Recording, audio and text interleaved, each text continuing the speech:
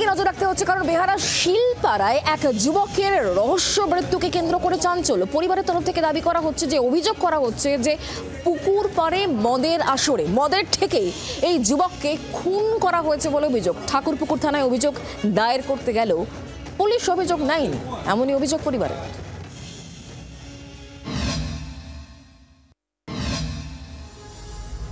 মদের টাকা নিয়ে বচসার জেরে সপ্তাহখানেক আগেই বেহালার শখের বাজারে যুবককে পিটিয়ে খুনের অভিযোগে শোরগোল পড়ে গিয়েছিল।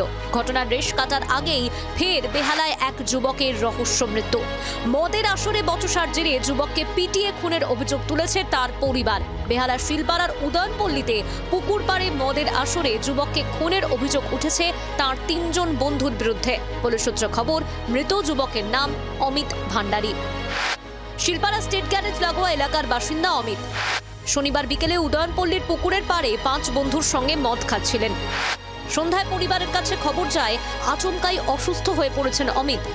হাসপাতালে গেলে অমিতকে মৃত অবস্থায় দেখতে পান পরিবারের লোকজন। পরিবারের দাবি, মৃতের ঘাড়ে ও নাকে আঘাতের চিহ্ন ছিল। মৃতের পরিবারের অভিযোগের তীর যুবকের 3 বন্ধুর দিকে। অভিযোগ, মদের আসরে মারধরের পর যুবককে পুকুরে ফেলে দিয়েছিল অভিযুক্তরা, তাতেই মৃত্যু হয় যুবকের। যদিও পুলিশের দাবি, যুবকের মৃত্যু নিছকই দুর্ঘটনা।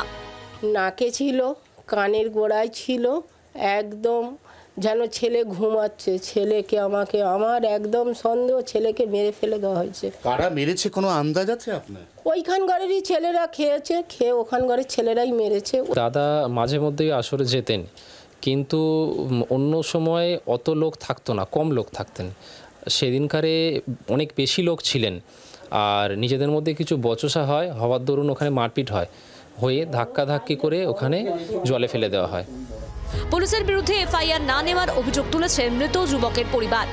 আমাকে তো জিজ্ঞেস করলে আমি বললাম, কিন্তু তার পরের দিন কি আমাদের এক উকিল আছে, সে বলছে যে এটা তো জেনারেল ডায়েরি হয়েছে, তো তোমার ডায়েরি হয়নি। পরিবারের দায়িত্ব ছিল অমিতের কাঁধে, তার মৃত্যুতে ভেঙে পড়েছে পরিবার। অন্যদিকে এই ঘটনায় যাদের বিরুদ্ধে অভিযোগ, সেই 3 যুবক পলাতক।